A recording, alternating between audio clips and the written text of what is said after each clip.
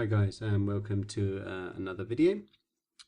I had a request recently from a guy who wished to see my Dxtory settings because he was impressed with the video quality that he had seen in one of my videos.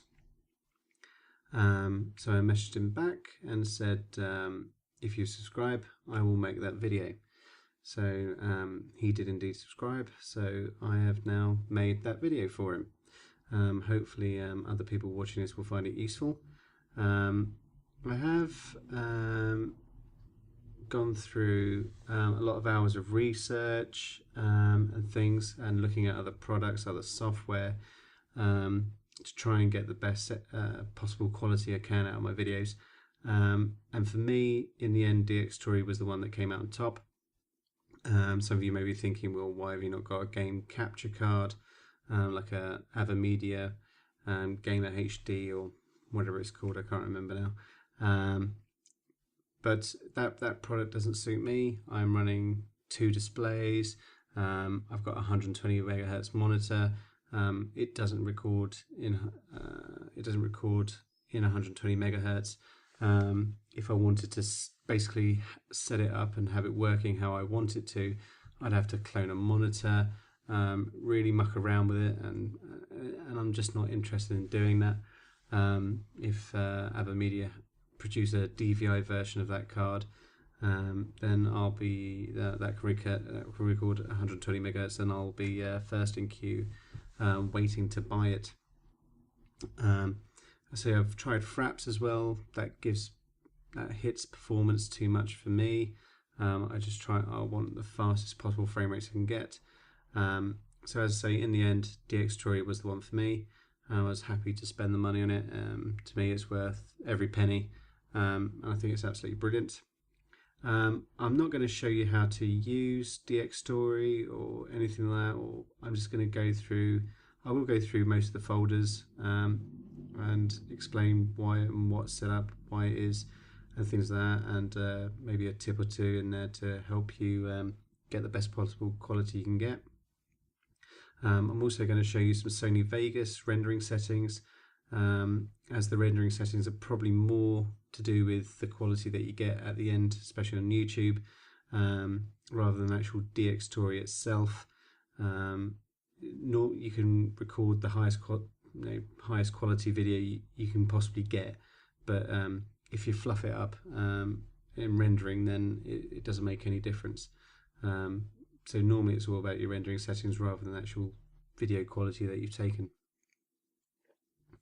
So I'll just start off.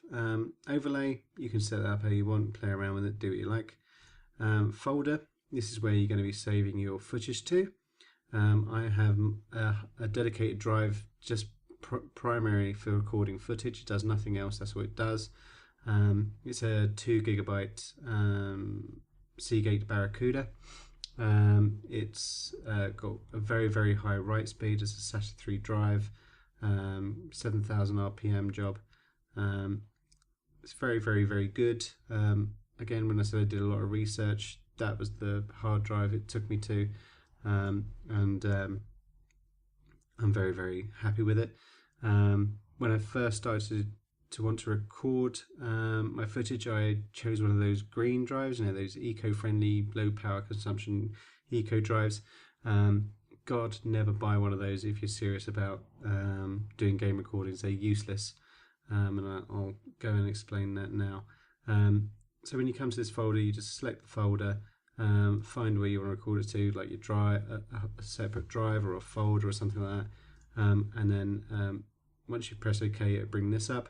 You can benchmark your drive, which I'll just quickly show you now.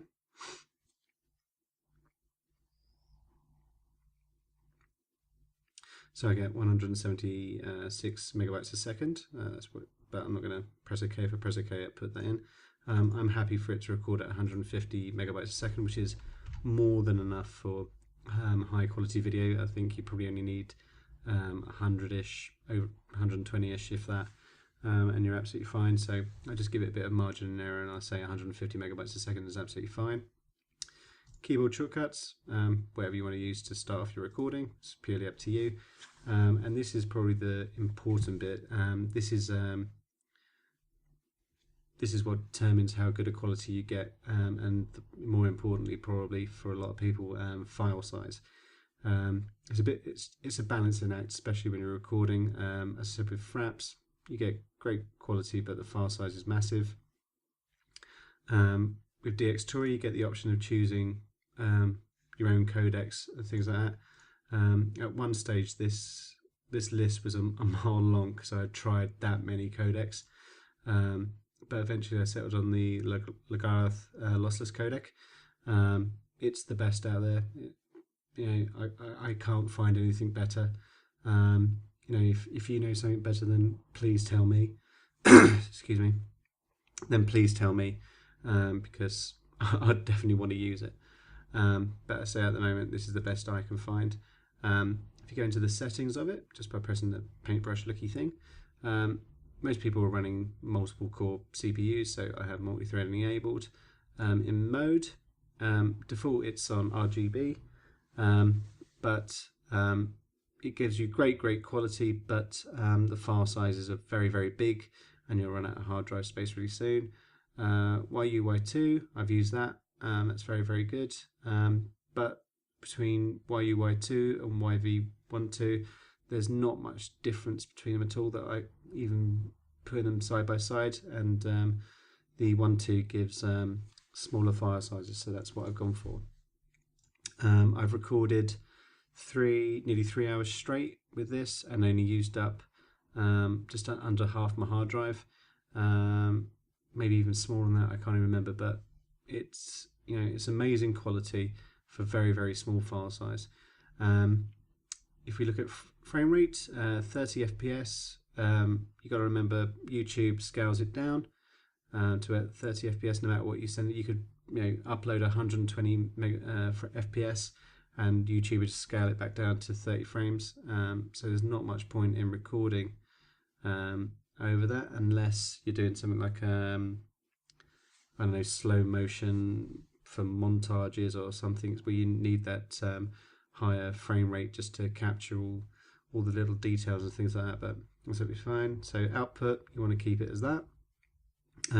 Direct show output is for something like live streaming or something like that.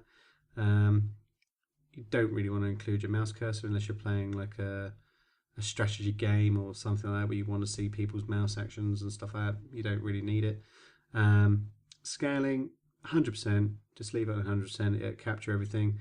There is a size option where you can put your own resolutions and things like that in, but just leave it at 100% because you obviously want it to capture everything. Everything else you don't really need to touch. It's absolutely fine. Audio. I have only two channels set up. I've got the first channel just records everything I hear, so that'll be the game. If I'm on TeamSpeak, it'll hear that, and that's what it'll capture. I've also got my microphone on a separate channel, so if I say something stupid where I sound like a muppet, then I can just take that out, thank God, which I've done more times than I care to mention. But there is software out there where you can make new lines in, so you can have extra things, so you can put TeamSpeak on its own channel, the game on its own channel, things like that, and you can run 4 or 5 channels. So if something doesn't sound quite right in one channel, you can take it out, or I don't know, whatever you want to do with it. I can't remember the name of that software, but it's probably 2 or 3 out there. But if you wanted to go even further, you could. Screenshots. Don't do screenshots. If you want to do screenshots, you can set it up, but don't do them, so I'm not bothered by it.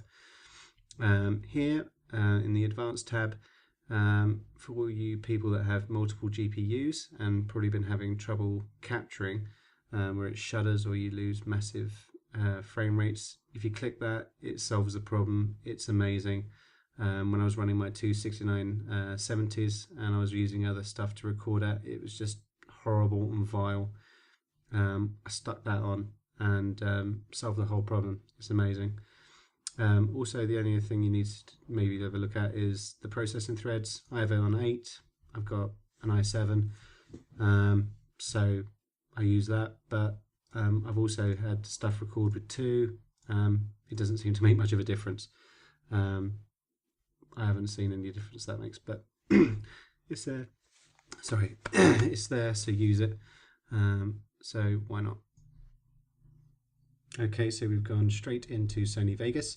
I'm just going to go over a few things. A couple of things you need to do before you start doing your editing and things, like you chop it up or whatever.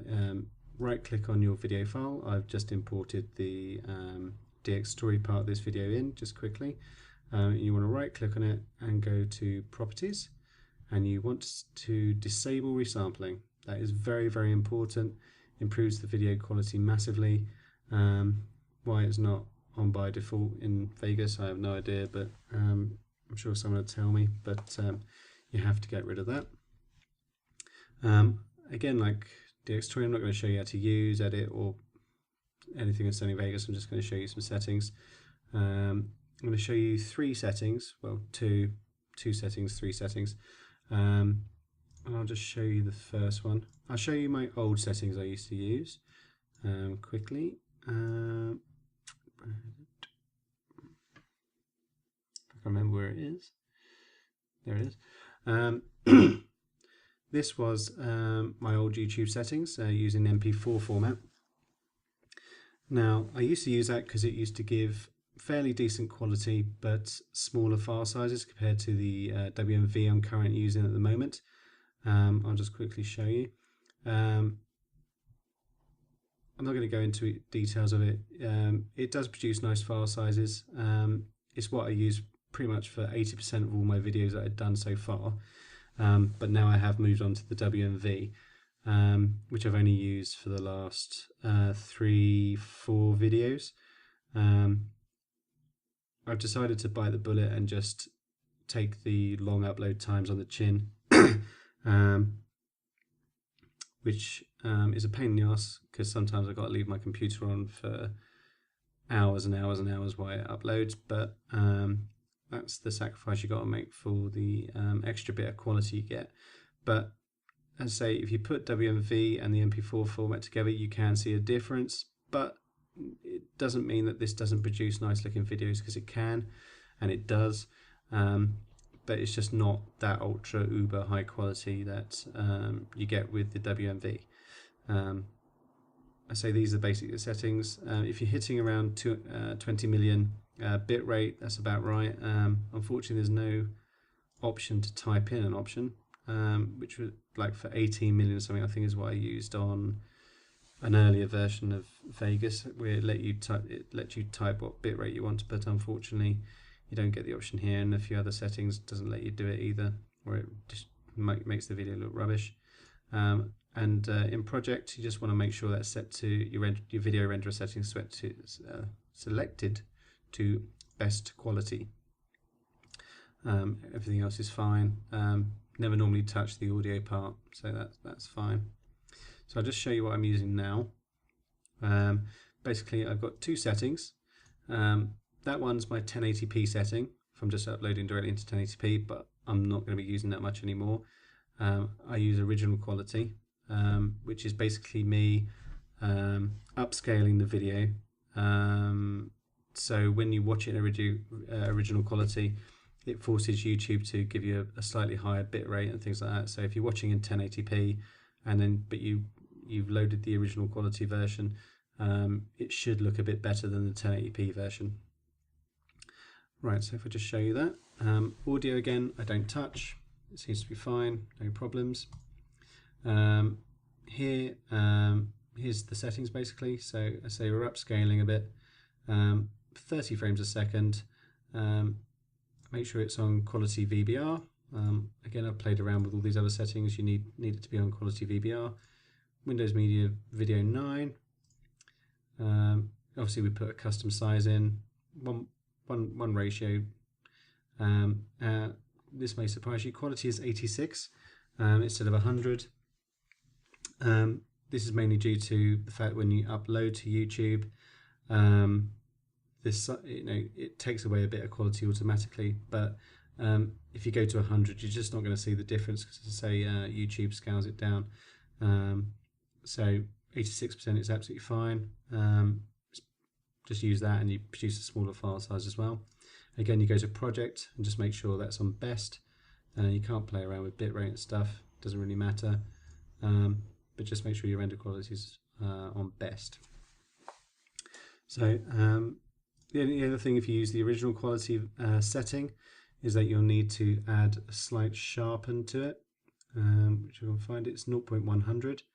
I've got it preset, so add a sharpen, and then if someone's watching in original quality, it'll just make it look that little bit better, because obviously it'll soften it up a bit when it's upscaled, so it brings it back down and makes it look nice.